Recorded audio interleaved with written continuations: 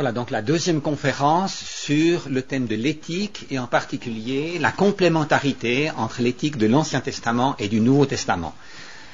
Hier, j'ai fait une présentation générale en présentant un petit peu les principes, en donnant des exemples aussi, deux exemples tirés du Nouveau Testament pour montrer que Jésus ne s'oppose pas à l'éthique de l'Ancien Testament, mais au contraire s'oppose à l'interprétation des Juifs et des pharisiens par rapport à l'Ancien Testament, et que Jésus donne la pleine dimension, la pleine mesure de l'éthique de Dieu. Aujourd'hui, je vais prendre deux domaines particuliers, le domaine de la justice et le domaine des biens matériels, pour essayer de montrer quelle est la spécificité de l'enseignement de l'éthique de l'Ancien Testament par rapport au domaine de la justice. Et après, on verra au niveau du Nouveau Testament quel est l'équivalent, voire le complément qu'on trouve dans le Nouveau Testament. Je prendrai un tout petit peu plus de temps pour développer la dimension de l'Ancien Testament, puisqu'en général, cette éthique est moins connue et moins appréciée, mais ensuite, on verra aussi la différence avec le Nouveau Testament. Donc, je prends deux domaines. Si j'ai le temps, j'espère que j'aurai le temps, sinon je m'arrêterai au premier, mais l'idée c'est de partir de deux domaines, donc le domaine de la justice et le domaine des biens matériels. Alors au niveau de la justice, il est clair que Dieu est le juge. C'est lui qui va juger le péché des hommes. Et au jugement final, tout péché sera jugé. Mais dans cette vie, ici sur terre, Dieu délègue la responsabilité de juger les hommes à des hommes. Donc il délègue aux autorités d'un pays, ici c'est pour Israël, il délègue à Israël le soin de juger les hommes. Maintenant, quand il dit vous devez juger les hommes, c'est pas une carte blanche qu'il donne en disant vous faites ce que vous voulez. Dieu donne un cadre, il définit le cadre dans lequel cette justice doit s'exercer par les hommes en fonction des péchés qu'ils ont commis. Alors, d'une part, il fixe les peines et il fixe aussi les modalités pour le jugement. Au niveau des peines, en Israël, il y avait principalement deux peines. Il y avait les peines sévères par rapport aux péchés graves, où il y avait une grave offense à la vie. Ces peines sévères se manifestaient par la mort, c'était la peine capitale. Et il y a une liste de différentes offenses qui sont sanctionnées par la peine capitale. Les autres types de peines qu'il pouvait y avoir, c'était des peines financières, pécuniaires, des amendes qu'il fallait payer en fonction de l'offense qui avait été faite. Il n'y avait pas d'emprisonnement, il n'y a pas le système de la prison, sinon prison à courte durée en attendant que la personne était jugée. Mais ensuite, il n'y avait pas, au niveau d'une peine, quelqu'un qui était retenu en prison pendant un certain nombre d'années. Il y avait soit la mort, soit des peines financières. Il n'y avait pas la torture, il n'y avait pas des mutilations, mais soit la mort, soit des amendes. Pour la mort, donc pour la peine capitale, il y a, par exemple, dans Exode au chapitre 21, donc en Exode 20, on a les 10 commandements qui sont donnés, et puis, au chapitre 21, on a déjà un développement de ces 10 commandements. Comme j'ai essayé de l'exprimer hier, on a les deux grands principes d'aimer Dieu, d'aimer son prochain. Ensuite, on a les 10 commandements qui précisent ce que veut dire les deux grands commandements. Et ensuite, on a d'autres prescriptions. Et dans Exode, au chapitre 21, jusqu'au chapitre 23, on a différentes prescriptions qui sont données, qui sont là pour illustrer à quelque part comment appliquer à quelque part les 10 commandements. Et au chapitre donc 21, verset 12, il est dit « Celui qui frappera un homme mortellement sera puni de mort ». Donc ça veut dire, concernant le 6e commandement, tu ne commettras point de meurtre. Maintenant, on s'intéresse ici à la sanction. Qu'est-ce qu'on fait par rapport à celui qui n'a aucun respect pour la vie de l'autre et qui est un meurtrier? Eh bien, la sanction, elle est clairement affirmée. Celui qui frappera un homme mortellement sera puni de mort. Donc ça, c'est le principe général. Maintenant, tout de suite après, on va développer un tout petit peu, on va revenir sur cette question de la peine capitale, parce que les gens disent, ouais, mais quand même, s'il n'a pas fait exprès, s'il y a un accident, etc. Donc, on va prendre quelques exemples pour montrer des limites qu'on va donner à cette peine capitale, ou au contraire, l'extension qu'on va donner à cette peine capitale. Au verset 13, il est dit, s'il ne lui a pas dressé d'embûche et que Dieu l'ait fait tomber sous sa main, j'établirai pour toi un endroit où il pourra se réfugier.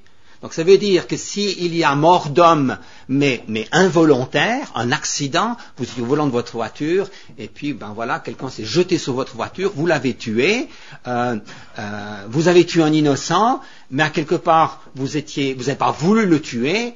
Donc il y a un lieu de refuge qui est prévu pour cette personne. En quelque sorte, celui qui a commis cet homicide ne doit pas mourir. Il peut rester en vie. Mais, verset 14, lorsque quelqu'un agira délibérément contre son prochain pour le tuer par ruse, tu l'arracheras même de mon autel pour le faire mourir.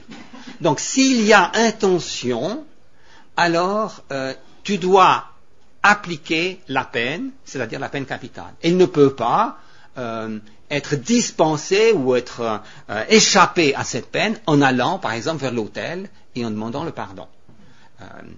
Il peut y avoir un pardon sur le plan divin, religieux. Le pécheur peut demander pardon à Dieu qui le pardonne, mais sur le plan de la société, il faut que le juge applique la sentence par rapport à l'offense qui a été faite. Et ensuite, le texte continue, parce qu'il dit ceci, celui qui frappera son père ou sa mère sera puni de mort, celui qui dérobera un homme et qui l'aura vendu ou retenu entre ses mains sera puni de mort, celui qui maudira son père ou sa mère sera puni de mort. Donc à quelque part, le législateur ici nous dit, le meurtre ne consiste pas simplement à tuer une personne. Il peut y avoir des agressions graves dans la vie qui sont assimilables à des meurtres. Et donc, on devra appliquer la peine pour meurtre, c'est-à-dire la peine capitale. Donc là, on prend le cas d'un homme qui frappe son père ou sa mère. Donc il les frappe. Il n'est bien sûr pas question d'un enfant de 7 ans qui est un tout petit peu en colère, qui donne des coups de poing à son papa. Il s'agit sans doute d'un adulte ici, qui n'a aucun respect pour ses parents, pour ceux qui l'ont mis au monde, qui l'ont protégé, qui l'ont éduqué, etc., et puis qui le bat. Avoir un tel mépris pour ceux qui l'ont engendré, qui l'ont protégé, qui l'ont nourri, c'est un irrespect tellement grave que c'est assimilé au meurtre. Et cet homme-là doit mourir. La même chose par rapport à la malédiction. Et puis ensuite, il est aussi question de celui qui aura délibérément vendu son frère retenu entre ses mains, sera puni de mort. Donc on parle ici de la traite des esclaves. Donc quelqu'un qui s'adonne à la traite des esclaves, c'est-à-dire qui prend un innocent, qui le retient prisonnier, qui va le vendre, celui-là, il a un comportement de meurtrier. Il a tué personne. Mais son action de prendre quelqu'un et de le vendre en esclavage, c'est considéré comme un meurtre. Donc il devra être puni de mort. Et on voit ici tout le développement de ces lois morales qu'on a et sociales qu'on a dans le Pentateuque, où on prend exemple après exemple des cas particuliers qui nous permettent de voir jusqu'où est-ce qu'on doit aller. Donc, quand dans l'Ancien Testament, on parle d'un péché qui est sanctionné par la peine de mort, on doit dire, mais ça c'est vraiment grave. C'est vraiment une offense qui est grave. Par exemple, l'adultère est puni par la mort. On dit, ben voilà, aux yeux de Dieu, c'est une transgression assimilable au meurtre. C'est vraiment grave. C'est pas quelque chose d'anodin dans une société, l'adultère. D'ailleurs, même en Suisse, actuellement, on déculpabilise l'adultère. On peut dire que c'est quelque chose une faute qui n'est pas grave. Est-ce que c'est même une faute? Dans l'Ancien Testament, c'est une faute qui est extrêmement grave.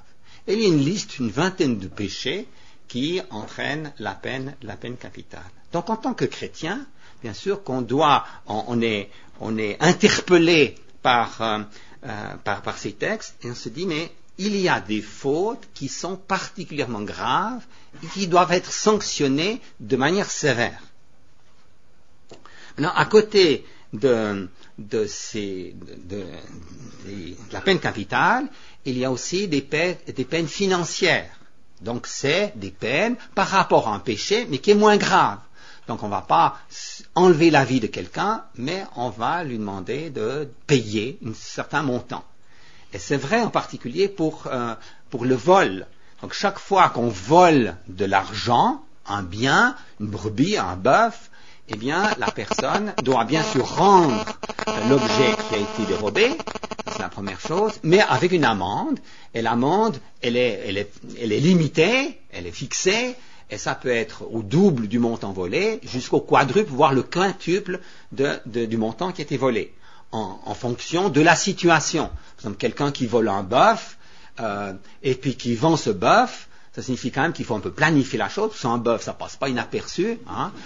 Et puis après, il faut aller jusqu'au point où on va le vendre. Donc il y a préméditation, il y a planification, etc. Donc celui qui vole un bœuf doit rendre bien sûr le bœuf, plus 5 fois le montant du bœuf. Voilà. Si c'est quelque chose de plus petit, qu'il est encore chez lui, il n'est pas allé jusqu'au bout de son acte, enfin voilà, quand même partiellement, il devra rendre jusqu'au double. Donc voilà, il y a des peines qui sont fixées, et donc les juges doivent appliquer ces peines et pas d'autres peines. Mais par exemple, pour le vol, il n'est jamais question de, par exemple, mutiler la personne. On sait que dans les pays musulmans, la peine pour les voleurs, c'est de couper, de trancher la main du voleur. Il n'y a jamais quelque chose d'analogue dans la loi de Moïse. L'homme vaut plus que tous les biens terrestres, donc on ne veut pas prendre sa vie ou prendre une partie de son corps par rapport à un vol qui était fait. Maintenant, si une personne ne peut pas rendre l'argent qu'il a dérobé, ou le bien qu'il a dérobé, ou qu'il ne peut pas payer l'amende, eh bien, il pourrait demander à quelqu'un de sa famille d'intervenir, de sortir son porte-monnaie, de payer. Mais si personne ne vient à son secours, s'il ne peut pas rendre l'argent qui a été dérobé et le montant de l'amende, alors la solution, c'est de le faire travailler. On appelle ça l'esclavage aussi. Et on voit en Israël que le terme, dans l'Ancien Testament, le terme esclavage est utilisé pour parler de différentes choses. La traite de l'esclave est quelque chose d'abominable, mais les travaux forcés pour obliger la personne à travailler et rembourser l'argent qui est volé, ça s'appelle aussi esclavage. Et cela était tout à fait toléré. C'était soumis à un certain cadre, un cadre temporel. Le travail ne pouvait pas excéder 6 ans, puisqu'à la 7e année, l'année sabbatique, la personne était libérée. Il avait déjà pendant 6 ans travaillé comme esclave, donc même si on avait volé 5 millions, et puis qu'on n'avait pas pu rembourser les 5 millions, au bout de la 7e année, la 6e année, la 7e année, c'était l'année de libération. Et puis, si le prisonnier ou celui qui est astreint à ses travaux forcés devait travailler, bien sûr qu'on pouvait un tout petit peu le motiver pour travailler un tout petit peu plus dur, pour lui enlever la paresse qu'il pouvait avoir là, et on pouvait utiliser le bâton, lui donner des coups de bâton, mais quand même avec une certaine retenue. Et si jamais le propriétaire de l'esclave ou celui qui le surveillait tuait cet esclave, à ce moment-là, bien sûr que celui qui avait tué était meurtrier et devait mourir. Donc il y avait un cadre qui était fixé par rapport à cette justice concernant donc le travail qui était demandé. Maintenant, ce qui est très important de voir aussi, c'est que non seulement les peines étaient fixées, mais les procédures aussi. Avant de condamner quelqu'un, il fallait être sûr que la personne était coupable du délit dont on l'accusait. Donc il y avait une cour de justice et les juges devaient être des juges qui étaient droits, donc qui devaient juger la faute qui était commise indépendamment du statut de la personne. Donc que la personne était israélite ou étrangère, riche ou pauvre, ne faisait aucune différence. Le juge devait être droit dans son jugement. Il ne pouvait pas recevoir de l'argent, bien sûr, pour éviter qu'il soit entraîné à être trop indulgent par rapport à la peine. Et puis, toujours par rapport aux juges, donc qui devaient tout à fait marcher dans l'impartialité, il fallait aussi être sûr que la faute était effectivement faite. Donc les témoins jouent un rôle très important. Et pour être sûr qu'on n'accusait pas un innocent, il fallait qu'il y ait au moins 2 témoins, voire 3 témoins, pour être sûr de la chose. Donc les témoins avaient une grande responsabilité, parce que c'était sur la base de leur témoignage que les juges, en fait c'était la communauté, devaient décider si la personne était coupable ou pas. Et on ne témoignait pas à la légère, puisque si un témoin était attrapé en tant que faux témoin, le faux témoin était passible de la peine dont aurait écopé la personne qui était condamnée. Donc si vous accusiez quelqu'un d'avoir commis adultère, mais ce n'est pas le cas, et qu'on pouvait le démontrer, alors vous deviez être tué. Ou bien vous accusiez quelqu'un de commettre un meurtre, et puis ce n'est pas le cas, donc vous êtes un faux témoin, c'est grave, donc vous deviez être tué. Si vous avez accusé quelqu'un de commettre un vol, 10 000 euros, ce n'était pas le cas, vous deviez payer la peine, donc les 10 000 euros plus l'amende qui allait peut-être jusqu'à 4 fois. Donc on réfléchissait bien avant de témoigner, pour pas de témoigner à la légère. Et de cette manière, le cadre que Dieu a donné ici à Israël permettait, à quelque part, d'éviter les injustices. C'est clair qu'il y a toujours des injustices dans le monde, des juges qui sont corrompus, etc. Mais c'est une manière pour éviter les injustices. C'est très important, quand on parle des peines, qu'on ne punisse jamais un innocent. Et en cas de doute, il faut vous abstenir de punir la personne. Mieux vaut laisser partir un coupable que de condamner un innocent. Mais si on a la preuve que la personne a commis tel délit, elle doit être sanctionnée en conséquence de la faute qui a été commise.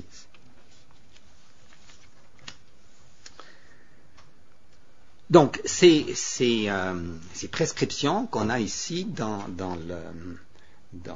l'Ancien Testament, bien sûr qu'on peut voir la pertinence pour n'importe quelle société aujourd'hui. Importance d'avoir des juges qui sont droits, d'une enquête qui se fait de manière minutieuse, mais une fois que l'enquête a établi la situation, un jugement qui est prononcé et tout de suite après la peine. Aujourd'hui, on s'oppose totalement à la peine capitale dans beaucoup de pays. On propose la prison, mais la prison, qu'on estime une peine qui est plus humaine que la peine capitale, la prison, elle pénalise finalement les innocents. Elle pénalise la société, puisque on sait que retenir un prisonnier en prison pendant des années coûte énormément à la société. C'est le contribuable, à quelque part, qui doit payer. Donc les innocents qui doivent payer pour la prison. J'avais lu qu'en Suisse, pour les prisons, pour le prix que coûte à la société la rétention d'un prisonnier, c'est environ dans les 50 000 à 100 000 euros par année pour un prisonnier. Donc c'est beaucoup d'argent. Cet argent, on pourrait le donner à ceux qui sont défavorisés dans la vie. Est-ce que ce n'est pas une démarche qui serait plus humanitaire, plus empreinte d'amour, que d'aider les innocents que de retenir ainsi les prisonniers? Bref, ça nous lance sur une sorte de réflexion à ce sujet. Moi, je pars du principe que Dieu a donné à Israël un modèle d'un système juridique et pénitentiaire duquel on peut s'inspirer pour la justice d'un pays. Bon, là on est dans l'Ancien Testament, on peut voir la valeur de ces lois pour notre société, mais on se dit, mais finalement le Nouveau Testament, qu'est-ce que le Nouveau Testament a apporté? Alors là j'aimerais prendre un texte dans l'évangile de Marc. On pourrait aussi avoir son parallèle dans Luc et dans Matthieu. Dans Marc, au chapitre 10,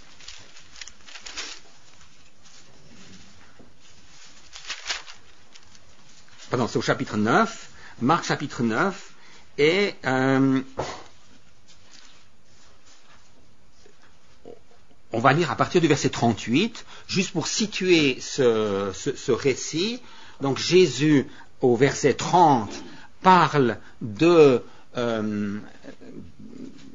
ministère qu'il va accomplir à Jérusalem, c'est-à-dire de sa mort et de sa résurrection. Il dit qu'il va être arrêté, emprisonné, livré entre les mains des hommes, mourir et ressusciter 3 jours après. Et tout de suite après, au verset 33, les disciples arrivent à Capernaum. Jésus leur dit, vous avez discuté de quoi en chemin? Verset 34, ils gardèrent le silence car en chemin, ils s'étaient entretenus sur la question de savoir qui est le plus grand. Je trouve c'est très intéressant que Jésus parle de son abaissement. Et les disciples disent, c'est qui le plus grand? C'est moi, c'est toi, etc.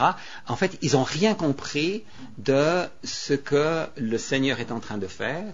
Le Seigneur parle du don de sa vie, d'une démarche dans l'humilité dans le service, et eux cherchent à voir qui est le meilleur, qui est le plus grand.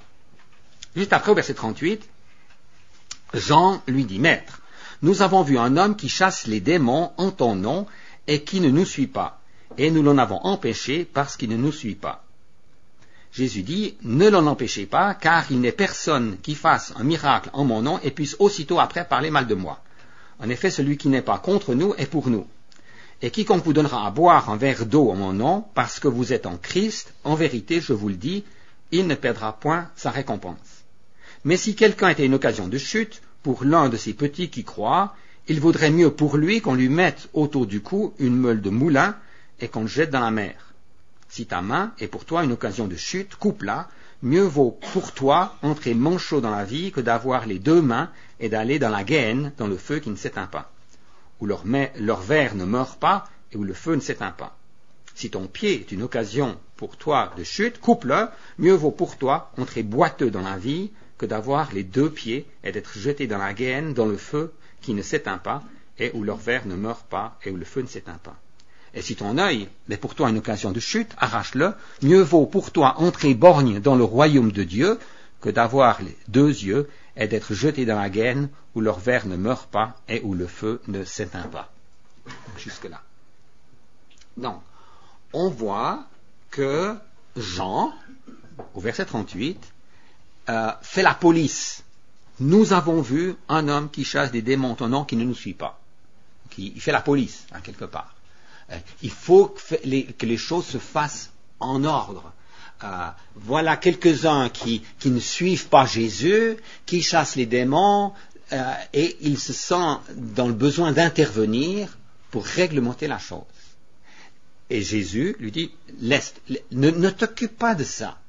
Ne t'occupe pas de ça. Laisse-le faire. Il lui donne une raison, que personne ne peut faire un miracle en mon nom et aussitôt parler mal de moi. Et après, Jésus dit, mais si tu veux faire la police, commence à faire la police chez toi.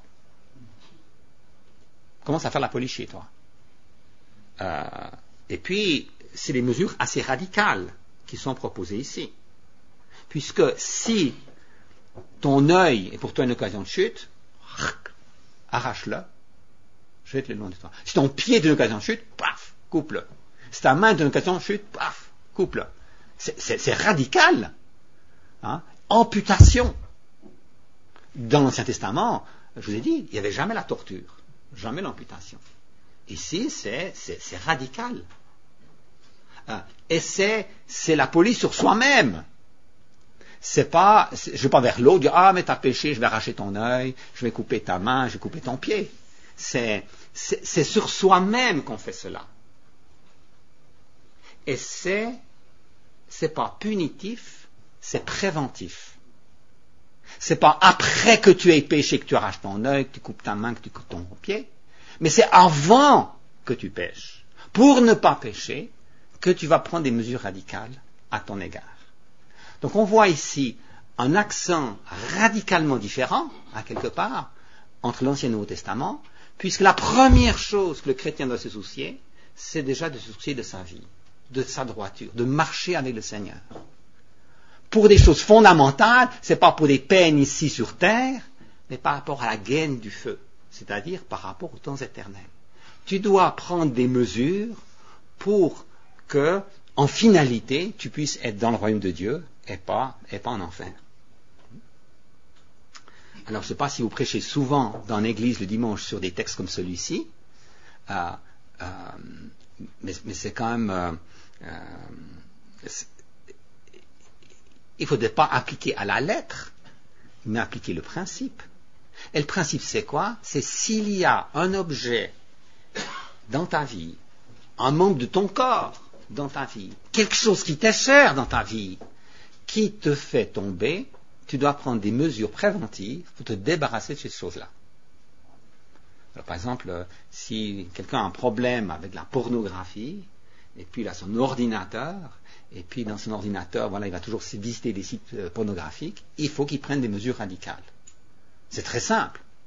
Si vous avez un ordinateur, vous ouvrez la fenêtre ici, vous prenez votre ordinateur, vous le lâchez, et instantanément, votre problème de pornographie est résolu.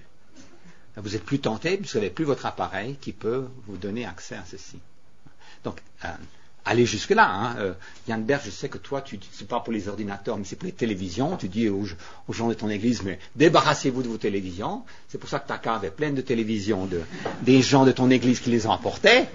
Mais à quelque part, peu importe où on va, l'important ici, c'est de prendre des mesures radicales à son égard pour vivre d'une manière droite. Commence par enlever la poutre qui est dans ton œil, et après, tu verras bien pour enlever la paille qui est dans l'œil de ton frère. Et on voit le renversement qui se passe ici, dans le Nouveau Testament, où il y a une justice, mais d'abord le souci de vivre personnellement une vie droite devant le Seigneur. Alors il y a aussi, après, une dimension de justice. On en a parlé un tout petit peu suite à la question qui a été posée.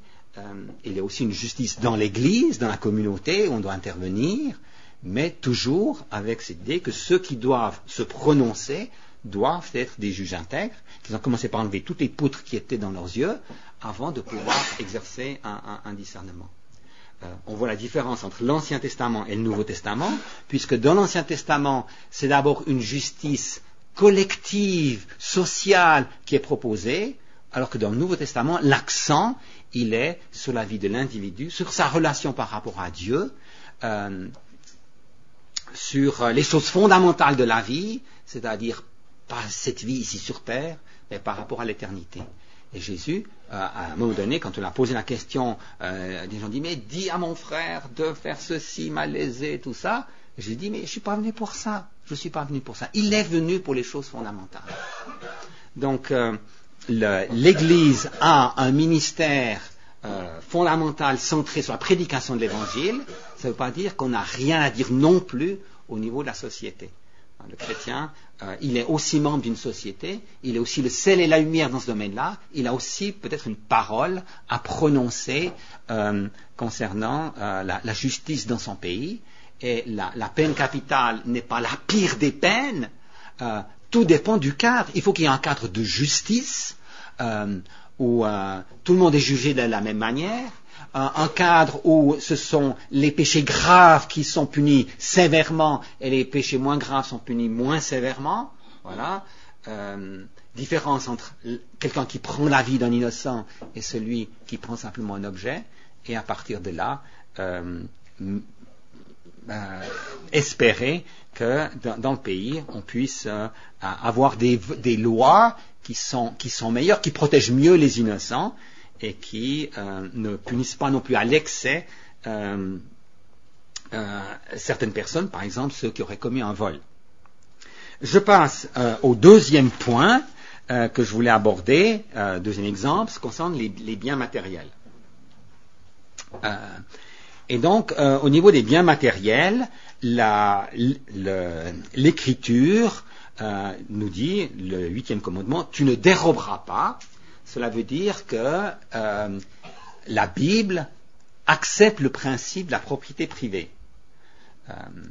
D'abord, certains chrétiens se sont demandé un tout petit peu quel était le système économique qu'on trouve dans la Bible.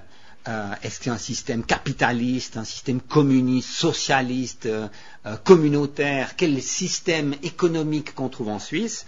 J'ai entendu une cassette de Francis Schaeffer qui parlait à propos des questions économiques. Il disait la Bible elle prône un capitalisme avec compassion. Je trouve intéressant l'expression capitalisme avec compassion parce qu'il y a la notion de propriété privée, mais en même temps il y a aussi la dimension de compassion. Et en Israël, donc Dieu confia à l'homme certains biens. Par exemple, on a déjà notre corps. Mon corps, c'est mon corps, c'est pas le corps de quelqu'un d'autre. Mais je ne peux pas faire n'importe quoi avec mon corps. Il y a des limites qui me sont imposées par Dieu. Je ne peux pas le livrer à la prostitution, par exemple. Donc, Dieu nous confie certaines choses, mais après nous demande aussi de l'utiliser d'une certaine manière. Alors, concernant les biens matériels, il y avait la propriété, les terrains agricoles, étaient propriété privée, appartenaient à une personne, à une famille, et cette terre ne pouvait pas être vendue. On ne pouvait pas vendre la terre qui servait de moyen de survie, de production. On ne pouvait pas vendre cette terre. On pouvait vendre les terres qui étaient à proximité des villes, mais pas les terres agricoles. Et si quelqu'un vendait la terre, en fait, la 50e année, lors du jubilé, cette terre revenait à la famille. Donc en fait, on ne vendait pas la terre, on vendait un certain nombre de récoltes. On vendait 30 récoltes, 40 récoltes, le temps qui restait jusqu'à l'année sabbatique. Et puis, quand quelqu'un avait une terre, un terrain, ce terrain, bien sûr, lui appartenait, il pouvait le cultiver, il pouvait faire les récoltes, mais certaines limites lui étaient aussi imposées. Par exemple, quelqu'un ne pouvait pas moissonner, puis revenir dans un deuxième temps ramasser tous les épis, puisque ces épis devaient être laissés pour les pauvres. Donc, quelqu'un, un propriétaire qui moissonnait tout, qui revenait une deuxième fois pour ramasser les épis, il devenait voleur dans son propre terrain. Vous pouvez être voleur dans votre propre terrain. Ou bien, quelqu'un qui avait un champ devait laisser une partie du champ non moissonné, pour que les pauvres puissent venir, non pas avec une faucille, mais à la main, pouvaient arracher les épis qui étaient là. Donc celui qui prenait tout était encore une fois voleur dans son propre champ. Il y avait une limite qui était imposée. L'idée c'était toujours de permettre aux pauvres de survivre. Maintenant le travail du pauvre, qui devait glaner, c'est un travail qui était pénible, puisque chaque fois il fallait vous baisser, ramasser un épi, etc., voilà, travail difficile. À la fin de la journée, on n'avait pas grand-chose, on avait suffisamment pour pouvoir manger, donc pour survivre. Donc c'est un système qui décourageait la paresse. C'est pas de l'argent comme ça qui venait automatiquement par l'État ou qui entrait, on lui disait on te donne tant d'argent, tu peux vivre avec ça tranquille, dors toute la journée, amuse-toi la nuit et puis tu auras quand même quelque chose à manger. Non, si tu es paresseux à ce point-là, ma foi, tu n'auras rien à manger. Débrouille-toi. Donc il y avait un système qui permettait aux pauvres de survivre. On veillait, il y avait d'autres lois, par exemple concernant l'intérêt, si un pauvre empruntait de l'argent, eh bien le riche, celui qui avait prêté cet argent, ne pouvait pas prêter l'argent avec intérêt, puisque c'était de l'argent qui était utilisé pour survivre. Bien sûr que c'est différent si c'est quelqu'un qui va utiliser cet argent pour l'investir et faire fructifier le capital. Mais si c'est le pauvre pour survivre, on ne peut pas demander un intérêt. Et en plus, lors de l'année sabbatique, eh bien, la dette était effacée. Donc l'idée, c'était toujours essayons de faire que les gens puissent continuer à vivre, essayons de faire que les gens puissent repartir dans la vie. L'idée, c'est toujours la rédemption, permettre aux gens de repartir. On ne veut pas encourager la paresse, donc permettre aux gens de repartir dans la vie. Donc quand, lors du jubilé, la terre revenait à la famille d'origine, ça permettait à la famille pauvre de repartir dans la ville. Ils avaient un champ, c'était pas encore de l'argent, c'était un champ, il fallait le travailler, il fallait le cultiver, il fallait l'ensemencer, tout ça, pour ensuite avoir de la nourriture. Mais l'idée, c'était de pouvoir repartir dans la vie. Et puis, il y avait aussi, bien sûr, toutes sortes d'exhortations à donner, non pas à prêter, mais à donner généreusement à ceux qui étaient dans la pauvreté, en particulier à ceux qui étaient frappé par les adversités de la vie. Voilà, il peut y avoir d'un coup un incendie, votre chambre brûlait, votre maison brûlait, vous étiez frappé par la maladie, et donc il fallait en particulier assister ces gens-là, toujours l'idée de secourir l'étranger, la veuve, l'orphelin, donc ceux qui sont frappés par les malheurs de la vie, et d'être généreux à leur égard. Il y avait aussi un système donc d'esclavage à ce niveau-là qui existait en Israël, c'est-à-dire quelqu'un qui n'arrivait pas à subvenir à ses besoins pouvait se vendre en esclavage, dire à un propriétaire, écoute, je suis ton esclave, je viens travailler dans ton champ, donc il était différent d'un salarié, donc le propriétaire prenait soin de lui donnait un logement, lui donnait de quoi manger, etc. Et en général, à l'année sabbatique, la personne repartait avec un bonus, c'est-à-dire une économie qui était préparée par le propriétaire.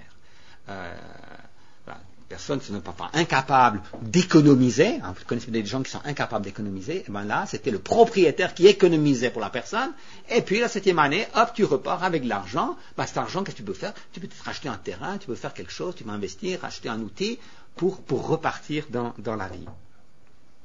Il arrivait aussi que parfois on dise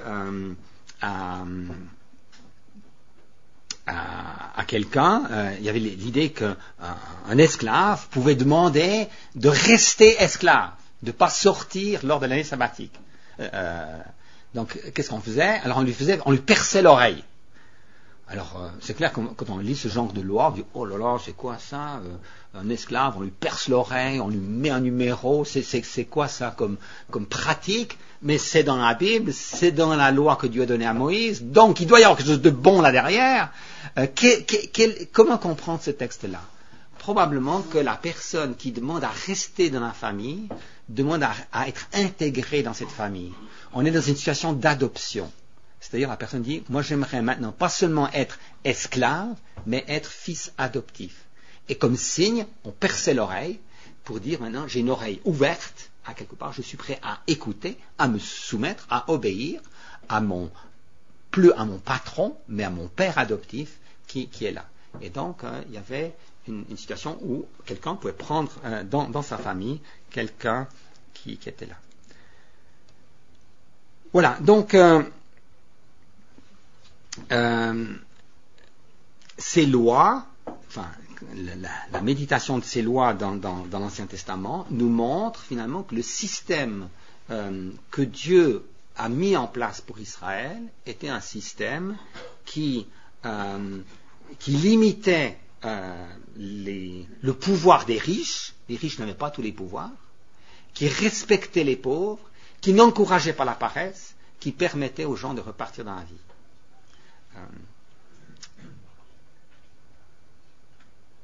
Juste encore un ou deux exemples. Par exemple aussi, celui qui empruntait des fois de l'argent, le riche, enfin j'appelle le riche, c'est celui qui avait de l'argent qui pouvait prêter, disait, je veux bien te prêter de l'argent, mais enfin, pour être sûr quand même que tu me rembourses, il faut me laisser un gage.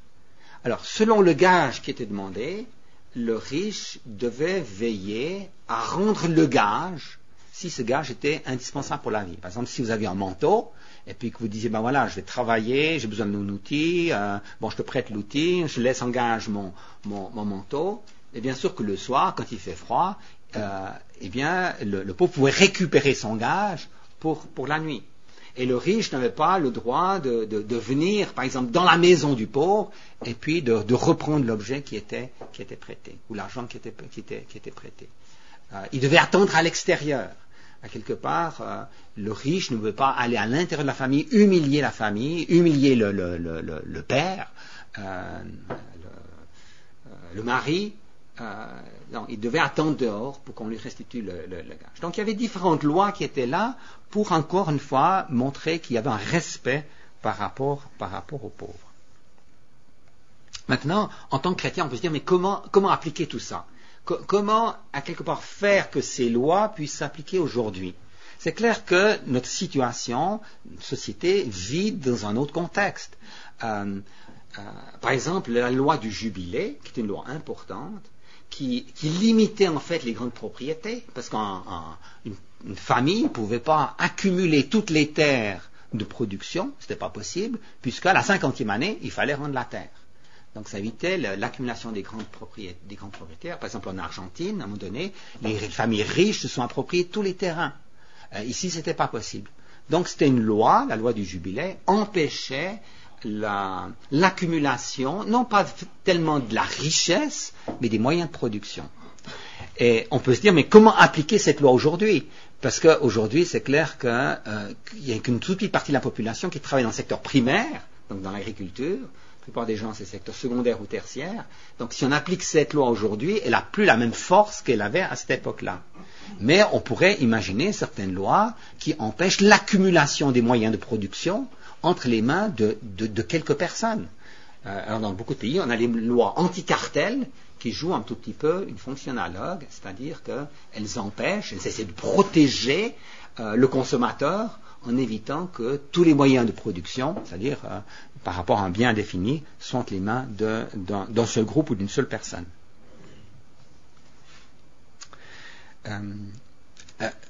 Au niveau du Nouveau Testament, un texte que j'ai trouvé intéressant à travailler, c'était l'épître de Paul à Philémon.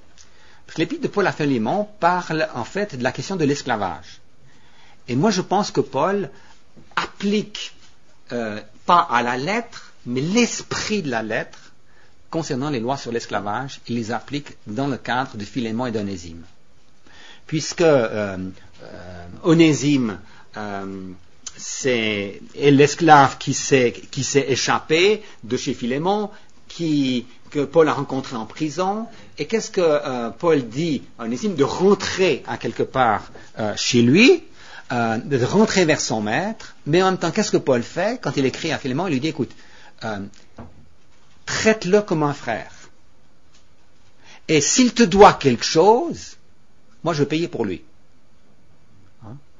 D'ailleurs, tu me dois pas mal d'argent. De l'argent spirituel.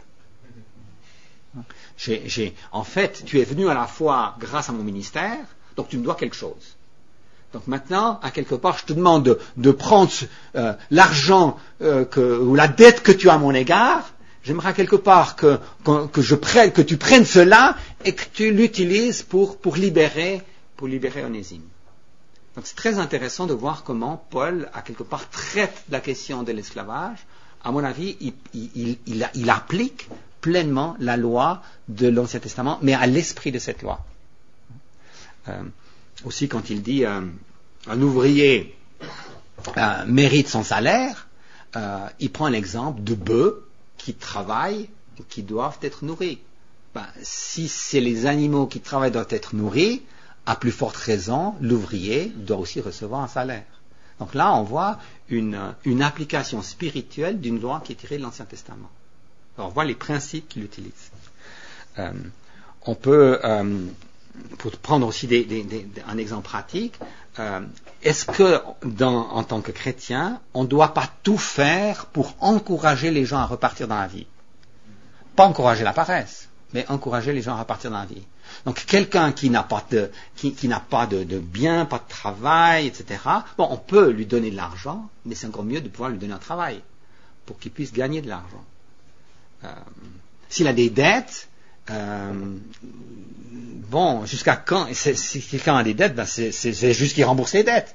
Mais parfois quelqu'un ne peut pas rembourser les dettes. Je me souviens, il y a quelques années, à l'Institut Emmaüs, on était confronté à la situation d'un étudiant, mais en fait il y en avait plusieurs, qui arrivent à la fin de leurs études, et puis, ils avaient une dette à l'égard de l'Institut. Ils n'avaient pas pu payer l'écolage, ils n'avaient pas pu payer le logement où ils étaient, donc ils avaient une dette. Alors maintenant, la question c'était, qu'est-ce qu'on fait?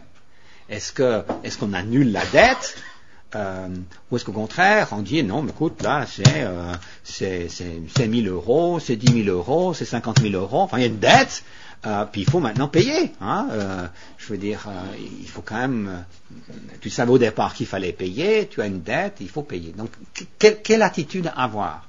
Maintenant, c'est clair que quand vous avez terminé un institut biblique, puis que vous travaillez comme pasteur commissionnaire, bon, c'est pas en général le domaine où vous gagnez énormément d'argent, et parfois c'est difficile non seulement de vivre, mais s'il faut encore rembourser des dettes d'études, ça peut durer très longtemps. Puis en plus, si vous allez travailler, si c'est un étudiant africain qui doit retourner dans son pays, encore une fois, ce sera difficile. Donc, quelles mesures adopter?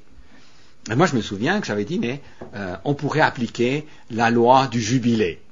Non, la loi de l'année sabbatique. C'est-à-dire, au bout d'un certain temps, on pourrait effacer la dette. À quelque part, c'est juste qu'ils remboursent. Mais s'ils n'arrivent pas à rembourser, on ne va pas garder cette dette pendant 50 ans. À un moment donné, est-ce que ce ne serait pas juste d'effacer cette dette-là? Ou s'il peut payer partiellement, d'effacer quand même la dette après, pour éviter qu'il y ait ce poids qui reste sur ses épaules. Alors, on n'est pas obligé de me faire ça maintenant 6 ans.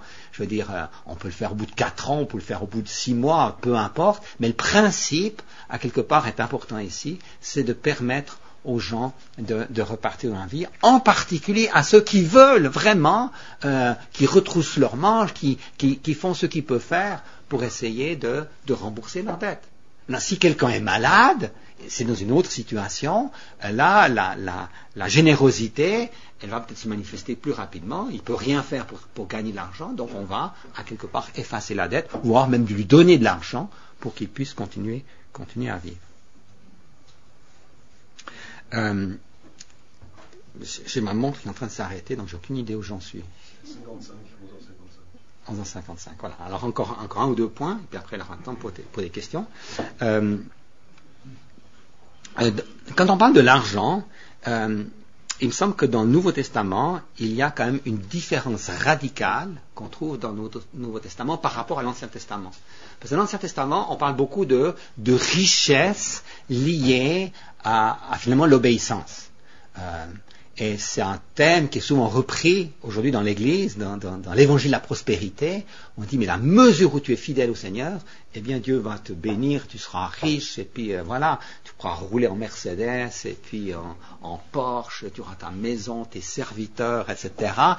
Sois fidèle et tu seras riche. Et c'est vrai qu'on tire ces textes de l'Ancien Testament, où il est question d'une bénédiction qui est liée à la fidélité. Mais il me semble que ces textes sont des textes collectifs. Ils sont adressés à Israël en tant que nation. C'est-à-dire, en tant que nation, Israël qui est fidèle sera béni sur le plan économique et sur le plan militaire. Israël aura la sécurité de ses frontières parce que Dieu sera du côté d'Israël. Dieu sera du côté d'Israël au niveau de ses récoltes. Ils n'auront pas la famine, les différentes sauterelles qui vont dévaster. Dieu va protéger Israël s'il est fidèle. Par contre, si Israël est infidèle, Israël va souffrir. Mais ce sont des textes collectifs concernant la richesse du peuple. Dans le Nouveau Testament, il me semble s'il y a, quand il est question d'argent, il est souvent question d'une mise en garde contre l'argent. Attention à l'argent. Les besoins fondamentaux, oui, Dieu va pourvoir aux besoins fondamentaux. Dans le Notre Père, nous prions pour le pain quotidien. Dans le Sermon sur la montagne, quand il est question du manger, du vêtir, Jésus dit, souciez-vous d'abord du royaume de Dieu et sa justice, et ces choses vous seront données en plus. Donc il y a une promesse d'aide matérielle qui est donnée à celui qui se soucie du royaume de Dieu, mais il s'agit du pain quotidien, il ne s'agit pas du compte en banque dans les banques helvétiques, des grandes fortunes. C'est le pain quotidien. Dieu va pourvoir à nos besoins pour qu'on puisse vivre aujourd'hui et demain. Et on n'a pas à se faire du souci démesuré par rapport à ça. Il faut que nous soyons d'abord concernés par la justice du royaume de Dieu. Et Dieu pourvoira à ces choses-là. Mais autrement, il y a souvent une mise en garde contre l'argent qui peut devenir Dieu, une idole, mammon, et qui peut nous éloigner du Seigneur.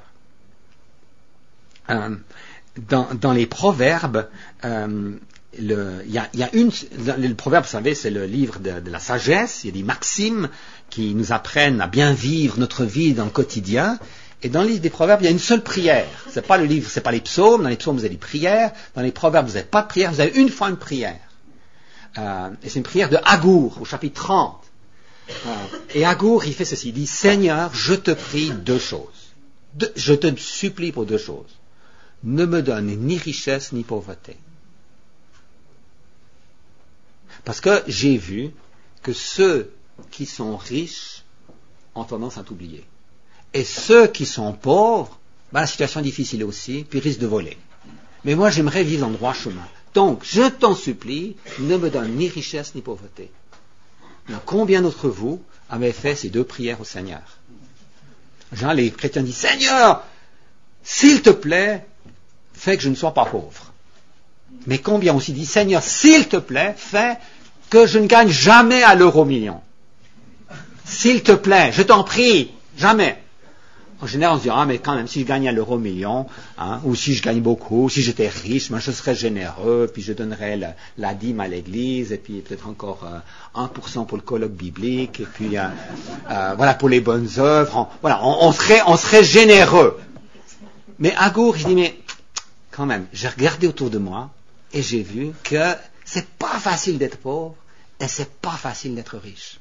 Parce que les riches, ils ont tendance à être tellement préoccupés par leur argent. Et moi, j'aimerais d'abord honorer le nom du Seigneur.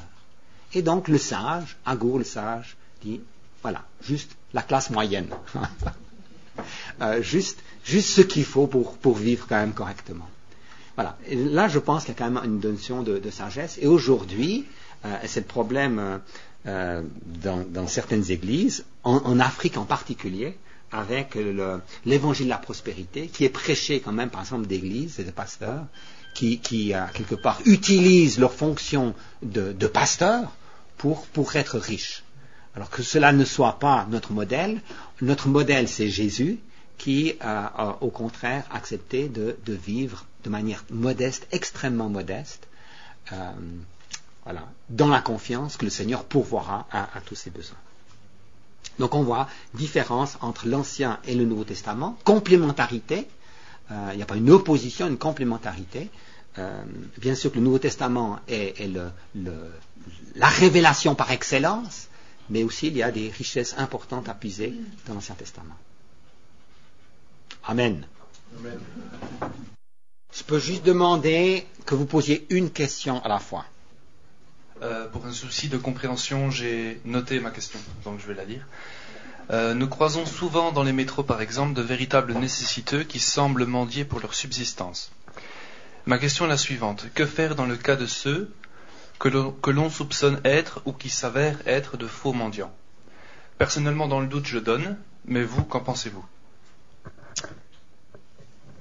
Bon, c'est votre argent, vous faites ce que vous voulez avec votre argent. Moi, je veux... d'abord, je ne peux pas aider tout le monde. Aucun de nous ne peut aider tout le monde. Donc, on a des ressources limitées. Si on veut aider, aidons ceux qui sont le plus dans le besoin. Donc, d'abord deux choses. Dans un premier temps, j'essaierai de donner à ceux que je connais. Alors, quand je suis arrivé en Afrique, je suis allé en Afrique pour la première fois, c'était il y a 25 ans, c'était au Congo, Zaïre à l'époque. Tout de suite, j'étais confronté en fait à des gens qui venaient faire la quête, demander de l'argent, etc. J'ai demandé aux missionnaires, mais vous faites quoi dans ces cas-là? Voilà, c'est la question, qu'est-ce qu'on fait dans ces cas-là? Eux, ils m'ont dit qu'en fait, tout l'argent qu'ils veulent donner aux pauvres, ils les donnent au pasteur, qui connaît ensuite les besoins de la communauté et qui va les donner en fonction des vrais besoins. C'est pas celui qui insiste le plus qui est nécessairement celui qui en a le plus besoin. Donc, je trouve qu'ici, on a le système d'une compassion locale. Aime ton prochain, celui qui est à tes portes. Alors, le mendiant qui est dans la rue, je ne le connais pas du tout. Quel est vraiment son besoin, je ne sais pas. Donc, si j'ai quelque chose à donner, je le donnerais plutôt à quelqu'un d'autre qui est vraiment dans le besoin. Je trouve c'est toute la notion en Israël de la compassion locale. Tu aimes ton prochain c'est celui qui est à tes portes. Commence par là. Quand Paul quand une famine à Jérusalem, Paul à un moment donné, qu'est-ce qu'il fait? Il fait une collecte. Il fait une collecte pour pas les pauvres à Jérusalem, mais pour l'Église qui est à Jérusalem. Donc il va aider les affamés chrétiens à Jérusalem, c'est eux qu'il va aider, parce qu'ils font partie de sa famille spirituelle. Ensuite, les chrétiens de Jérusalem qui reçoivent de l'argent, libre à eux d'aider le non-croyant, le non-chrétien qui est à ses portes, puisqu'il connaît ses besoins. Donc je trouve ça c'est un assez bon principe. Quand il y a des famines, je sais pas, un problème à Haïti, tremblement de terre, etc., il y a des grandes organisations qui récoltent de l'argent. Moi, je donne jamais rien.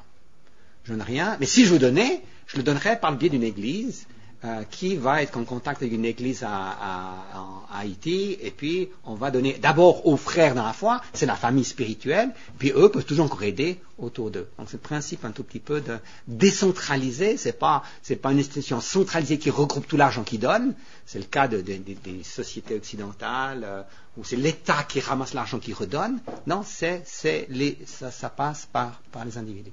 Maintenant, juste pour parler de mendiants, une expérience, il y a quelques années, j'avais accompagné une équipe d'étudiants faire de l'évangélisation au nord de la France, et puis lors du retour, on s'est arrêté à Paris, juste pour avoir un jour de visite, et puis il y avait une cathédrale qu'on voulait visiter, problème de parking, etc. Donc j'ai dit aux étudiants, vous allez vite à l'intérieur, j'attends à l'extérieur avec le véhicule, c'est un minibus. Et puis, pendant que j'attendais, il y a quelqu'un qui vient vers moi, et puis il me dit, j'ai vu plaque suisse, etc., je viens de Neuchâtel, j'ai eu un problème, j'ai pris le train de Neuchâtel jusqu'à Paris, je me suis endormi, pendant que je me suis endormi, quelqu'un m'a dévalisé, j'ai plus d'argent, c'était je crois le samedi ou le dimanche, je suis allé à l'ambassade, ils m'ont dit de revenir lundi, mais pour passer la nuit, ils ne pourraient pas me donner quelque chose. Voilà. Je me dis quand même, voilà, je venais de prêcher l'évangile en France, générosité, qu'est-ce que je fais ici? Je me suis dit, mais si je me mets à sa place, si j'ai ce problème, est-ce que je ne serais pas content que quelqu'un m'aide et tout ça? Donc, je me dis, ouais, mais quand même, je ne veux pas me faire arnaquer, qu'est-ce que je peux faire? Puis je lui ai dit, mais écoutez, il faut aller à l'armée du salut. Hein. Là, ils peuvent vous héberger, puisqu'ils voulaient de l'argent pour passer la nuit dans un hôtel. J'ai dit, mais vous pouvez aller à l'armée du salut. Ah, mais j'ai déjà téléphoné à l'armée du salut, puis c'est complet. Bon, j'ai dit, bon, écoutez, attendez ici, il y avait juste un petit kiosque. Je me dis, je vais vite aller là-bas, téléphoner à l'armée du salut pour voir s'il n'y a pas une place qui s'est libérée. Et à peine étais-je parti que quelqu'un dit, le monsieur là, il est parti. Donc voilà. Donc, voilà. Bon, juste avoir le discernement. En même temps, c'est vrai, bon, si j'avais donné de l'argent, parfois mieux vaut donner dans le cas du doute, mais en même temps, il y a tellement d'autres personnes qu'on peut aider. Mais chacun est libre de ce côté-là. Ouais. Merci pour votre exposé. Pour ce qui est donc de l'inspiration que nous permet l'Ancien Testament au niveau des comportements éthiques, vous parlez aussi de la manière de l'appliquer au sein de la société avec la question de la peine capitale, des prisons, etc. Est-ce que vous croyez que l'Église ou les chrétiens, ou le chrétien individuellement selon son appel, a pour vocation d'agir au niveau politique, au niveau social, pour que les lois de sa société reflètent la justice de Dieu, ou pas? Mais il n'y a aucun domaine de la vie qui est exclu de notre engagement. Et je pense que dans les églises réformées, suite quand même à l'influence de Calvin sur la souveraineté de Dieu qui touche à tous les domaines de la vie, les églises réformées ont souvent eu une réflexion qui touche aussi au niveau plutôt de la société, plus que parfois les églises évangéliques qui cantonnaient leur action à une éthique dans les domaines de la famille, plutôt au niveau de la société. Moi, je me dis, on est citoyen de ce monde, on est préoccupé par notre société, et s'il y a des injustices criantes, pourquoi ne pas s'engager dans ce domaine-là?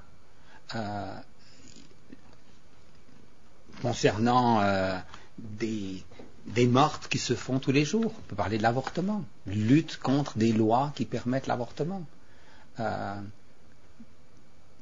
Quand il y avait l'esclavage, les chrétiens auraient dû se lever, se mobiliser pour lutter contre la traite des esclaves. L'amour nous commande d'intervenir aussi à ce niveau-là. On va dire, ah mais non, je ne suis pas concerné par ça. Non, c'est mon prochain aussi.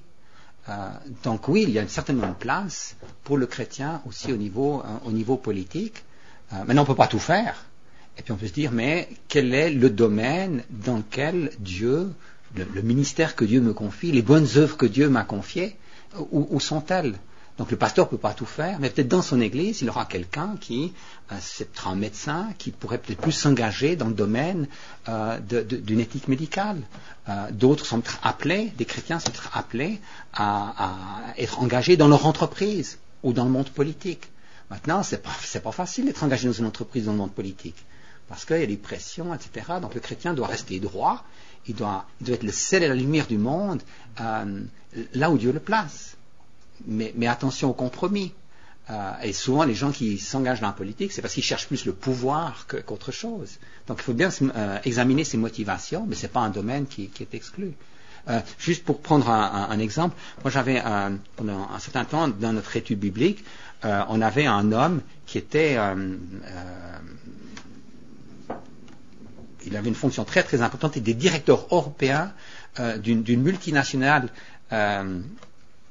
Il voyageait beaucoup, et puis à un moment donné, on parlait des questions éthiques, et puis il me disait que pour lui c'était difficile, parce que dans son travail, souvent on lui demandait de faire des compromis, etc., mais il était chrétien, et il disait, si j'accepte pas, je vais être viré, ou je pourrais pas continuer à croître dans l'entreprise, et je veux être le sel et la lumière du monde dans mon entreprise, et en même temps, jusqu'où je peux aller dans le compromis? Je lui ai dit, mais écoute, quand tu te compromets, tu n'es plus du tout une lumière. C'est fini, elle s'est éteinte, ta lumière. Donc, voilà, c'est pas facile. C'était pas facile pour lui, et c'est pas facile pour ceux qui sont dans le monde politique, mais je pense que c'est aussi une place où il peut y avoir un témoignage. Et je pense que l'Église doit être prête à soutenir les chrétiens qui sont engagés dans ces places-là, qui sont souvent très seuls, et peut-être que les chrétiens qui font partie qui sont chefs d'entreprise peuvent se regrouper, pour se dire on peut s'encourager les uns les autres, les juristes peuvent se regrouper pour dire qu'est-ce qu'on fait ici, les politiciens chrétiens peuvent se regrouper pour dire qu'est-ce qu'on fait là, avec toujours la priorité, bien sûr, c'est tu aimeras Dieu, et tu aimeras ton prochain.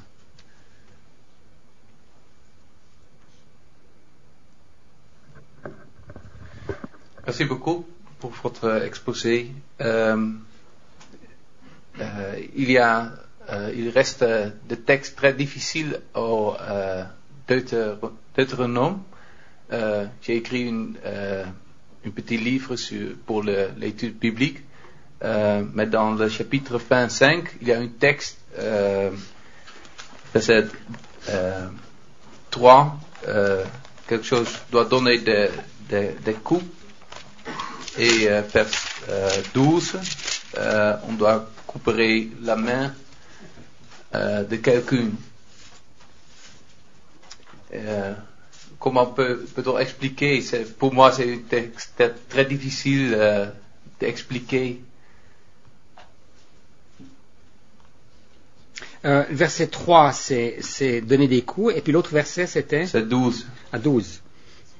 Tu couperas la main. Bon, voilà. J'ai dit pas de mutilation, ben ça c'est l'exception qui confirme la règle. Ben écoutez, c'est toujours comme ça.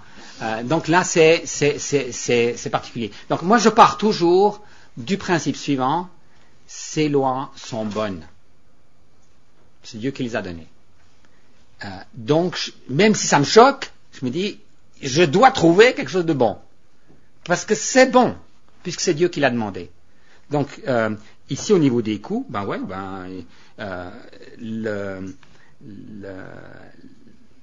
le coupable mérite d'être battu, voilà, mais à quelque part, il faut mettre une limite par rapport au coup qu'il reçoit. Ici, le rend un procès, par exemple.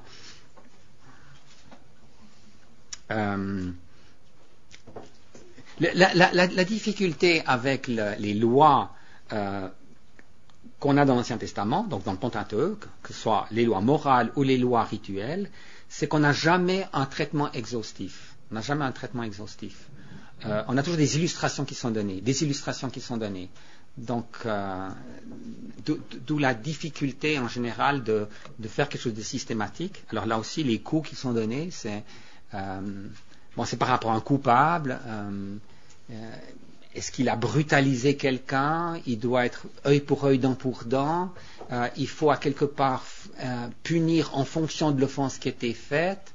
Ici, il a tué personne, on ne va pas le tuer, c'est pas le vol. Donc ici, il est question de coup, mais quand même en mettant une limite à cela. Et puis par rapport à la main qui est coupée, il est question d'une femme, verset 11, lorsque les hommes se querelleront ensemble l'un avec l'autre, si la femme de l'un s'approche pour délivrer son mari de la main de celui qui le frappe, si elle avance la main et saisit ce dernier par les parties honteuses, tu lui couperas la main, ton œil sera sans pitié.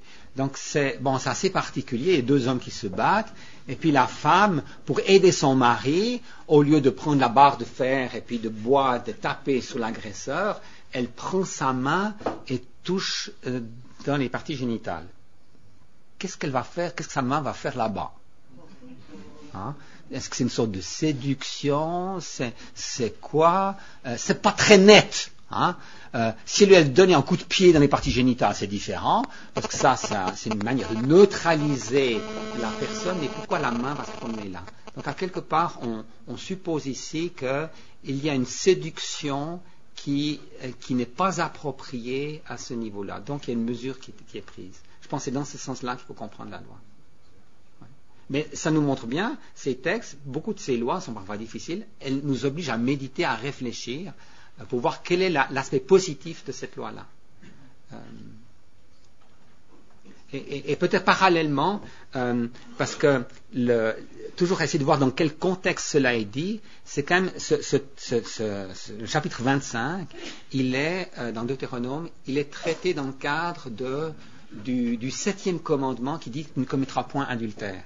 Ce n'est pas par rapport à la défense, la légitime défense, mais c'est par rapport à la question de l'adultère. Donc, à quelque part, jusqu'où est-ce qu'on peut aller? On prend une situation marginale ici, très particulière, pour dire, mais écoute, à quelque part, la séduction ne peut jamais être tolérée, même dans ce cadre-là, pour protéger la vie. C'est flou. La femme est allée trop loin dans cela. Elle aurait pu utiliser d'autres moyens pour protéger son mari. Donc, on considère ici qu'elle est quand même coupable. C'est comme ça, je pense, qu'il faut comprendre le texte. N'est-ce pas aussi dans ce cas où quelque chose tellement extrême que je connais pas les autres textes, mais est-ce que ce cas est jamais arrivé ou même pour la jubilée, j'ai entendu que même cette pratique de restitution des terres tous les 50 ans n'a jamais été pratiquée. Donc, ce sont des principes, mais dans la vie d'Israël était tellement autre chose. Bon, disons, c'est une loi que Dieu a donnée qui est facile à appliquer, je veux dire. Voilà, vous avez vendu votre terrain. Au bout de 50 ans, le terrain revient à la famille d'origine. Maintenant, on sait à la fin du livre des Chroniques, il est dit à propos de l'exode, de l'exil, je veux dire, des 70 ans d'exil, que c'est en lien avec les années sabbatiques qui n'ont pas été observées. Donc il semble effectivement qu'à certains moments, dans l'histoire d'Israël, on n'a pas observé l'année sabbatique. Et il semble que même là, il y a 70 années sabbatiques qui n'ont pas été observées, donc vous irez en exil pendant 70 ans. Moi je crois qu'il y a une sorte de lien ici, on pourrait dire une sorte de loi du talion, œil pour œil, dent pour dent, 70 années, 70 années de libération que vous n'avez pas appliquées, donc 70 ans de captivité. Comme pour les 40 ans dans le désert, vous avez été pendant 40 jours dans la terre promise, vous n'avez pas voulu la prendre, maintenant ce sera 40 ans dans le désert. Donc, il me semble que c'est un petit peu dans ce sens-là, mais il me semble que c'est très difficile à dire, Bible en main, que la loi du jubilé n'a jamais été appliquée. C'était en tout cas une loi qui était facile à être appliquée. Et c'est pas parce qu'une loi n'est pas appliquée qu'elle n'a pas de valeur. Hein, c'est encore autre chose. Non, je pense que les lois que Dieu a données sont des lois qui sont applicables. Dieu ne nous demande pas l'impossible, il nous demande le possible. Maintenant, par rapport à cette main de femme qui est allée se promener vers les parties génitales, peut-être que c'est un cas qui ne s'est jamais présenté, c'est possible, parce que des fois on prend des cas extrêmes pour montrer jusqu'où est-ce qu'on doit aller.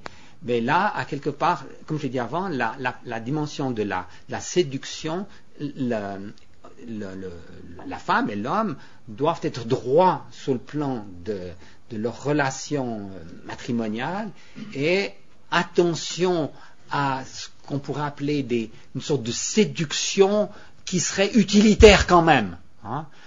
Séduction ici, mais pour protéger son mari. Non, ça, c'est inacceptable. On ne peut pas accepter ça.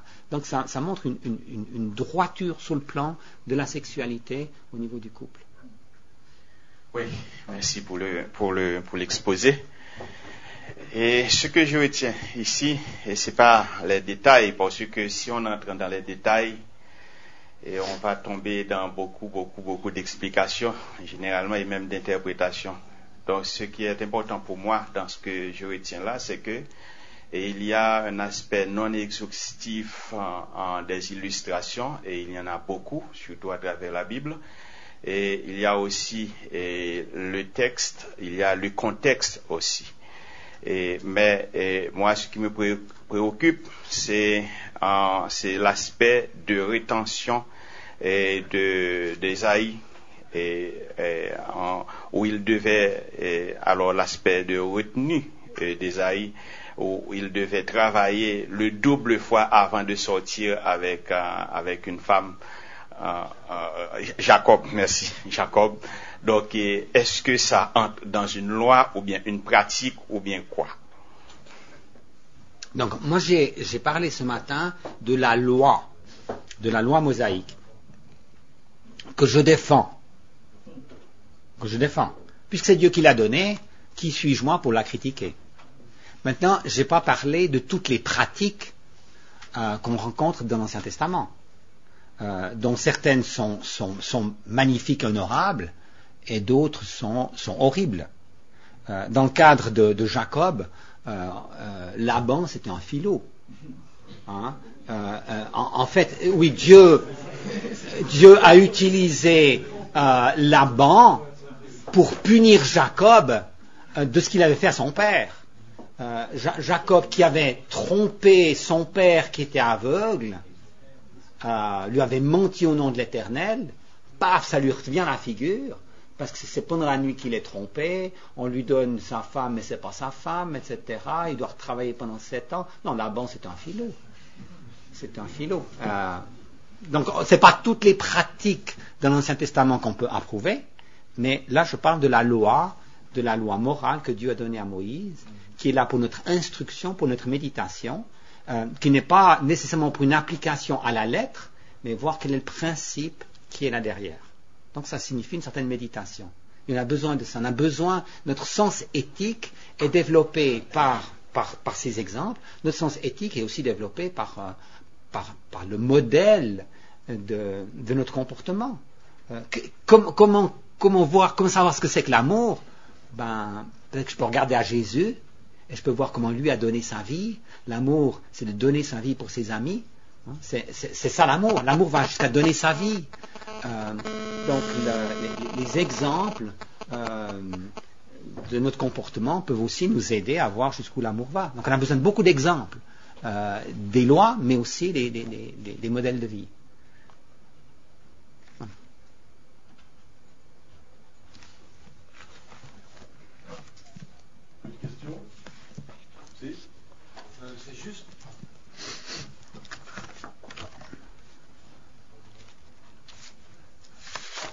C'est juste un complément à la première question sur la mendicité. J'ai travaillé dans le cadre de l'armée du salut et il travaille d'une façon ainsi de jamais donner de l'argent quelqu'un qui avait faim, il y avait toujours du pain qu'on pouvait le beurrer et un bout de sandwich ou de fromage.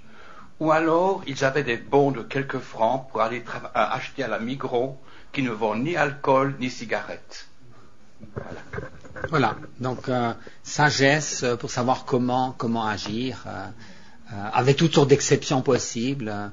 Donc principe pas d'argent, je crois que c'est une bonne chose. Maintenant, parfois, on va quand même donner de l'argent. Donc il y a pas. Le principe, c'est être généreux, aider les gens à repartir dans la vie, ne pas encourager la paresse, commencer autour de soi. Je veux dire, comment puis-je aider quelqu'un qui se trouve à Madagascar si je n'aide pas quelqu'un qui vit à côté de chez moi? Commencer à l'intérieur de ma famille, de sang, mes enfants, mes parents, famille spirituelle. De commencer là, mais bien sûr que ça peut s'étendre jusqu'aux extrémités du monde. Et toujours ce principe, je trouve le principe d'aider les gens à repartir dans la vie, je trouve ça très intéressant.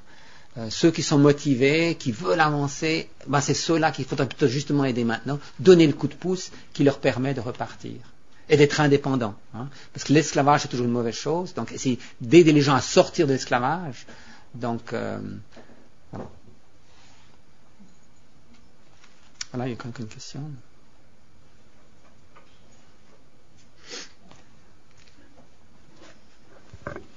Oui, c'est pas une question, c'était juste une information. Oui, j'ai réfléchi il y a des comités évangéliques protestants qui œuvrent dans le domaine de l'éthique et qui ont une certaine influence vis-à-vis des autorités. Et je pense justement au CPTH de Daniel Rivaud. Est-ce que vous pensez qu'on peut soutenir des organisations pareilles? Je pense que comme le CPTH, ouais. Vous connaissez? Oui. Mais, oui, bien sûr. Bien sûr. Ils font un travail remarquable de sensibilisation, de documentation, etc. Oui, bien sûr qu'on peut les soutenir, on peut s'engager. Je veux dire, il y a... les Suisses, plus que les Français, sont tout le temps appelés à se prononcer par rapport à toutes sortes de questions, à travers des votations, à travers des référendums, des sujets de votation. On est appelé à se prononcer. Donc, pour se prononcer, il faut être informé. Donc, l'information est toujours une bonne chose. Donc, soit dans l'Église, il ne faut pas que l'Église devienne le parti politique, mais peut-être qu'il y a aussi une place pour, dans certaines questions, donner une information, accepter aussi que par rapport à certaines questions politiques, on ait des avis divergents, on puisse continuer à s'aimer les uns les autres, même si on a un avis différent sur l'âge de la retraite ou autre chose. Il y a des questions fondamentales et des questions qui sont secondaires. Je pense que c'est important d'essayer de trouver les principes qui sont là derrière. Mais on doit se préoccuper de la vie de la société. C'est aussi une occasion pour avoir peut-être un impact dans la société qui n'est pas trop attentif quand on veut faire une rencontre d'évangélisation. On va vous prêcher l'évangile pour la vie éternelle, puis les gens ne s'intéressent pas trop. Mais des fois, par le biais de questions éthiques, c'est une occasion rêvée pour arriver aux questions fondamentales de la vie. On peut parler des smartphones, de toutes sortes de choses, qui est aussi un moyen de raccrocher sur la vie des gens qui nous entourent. Voilà. Il y a une question. Une dernière question alors. Merci. J'apprécie beaucoup votre approche disant qu'il faut aider les gens à repartir dans la vie. Comme vous savez, je viens d'Haïti et ça fait 3 ans qu'on a été victime du tremblement de terre. Et je vous assure que j'ai vu beaucoup d'argent gaspillé. Il y a des organisations qui étaient venues aider. Beaucoup d'organisations sont venues aider. Et il y avait une amie. Nous avions une amie qui était en Allemagne et qui nous avait envoyé une somme pour aider les gens de l'église, et il a appelé mon mari pour dire qu'il voulait donner de l'argent pour que mon mari puisse acheter de la nourriture et aider les gens.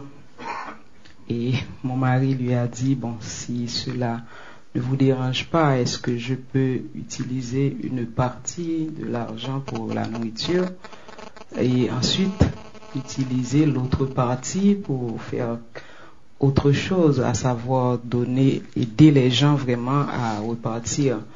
Donc on a commencé en province très loin, dans la zone de Jérémie, et on a aidé une douzaine de familles à avoir un cabri. On leur a dit quand le cabri aurait donné naissance à un ou à deux petits, de donner à deux familles, à deux autres familles. Donc ça a aidé les gens vraiment à subsister, à avoir leurs propres moyens de subsistance, parce que si on avait seulement donné de la nourriture à manger chaque jour, il y a des organisations qui ont passé plus d'1 an à donner un plat chaud aux gens chaque jour. Oui, c'est bien vraiment de donner de la nourriture, mais chaque jour, la personne avait son bol en main, et si on lui avait donné un moyen de subsistance, microcrédit ou autre chose, je pense que ce serait beaucoup mieux.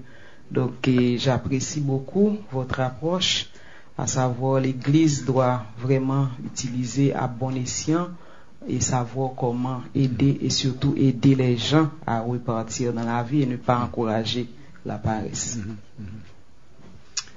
Voilà, bon, c'est juste une remarque, je peux juste faire une remarque par rapport à ça.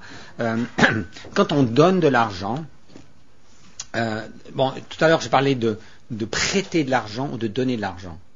Quand on prête de l'argent, ça va un certain temps, mais au bout d'un moment, l'année sabbatique, c'est comme si c'était donné. Mais il y a quand même une différence entre prêter et donner.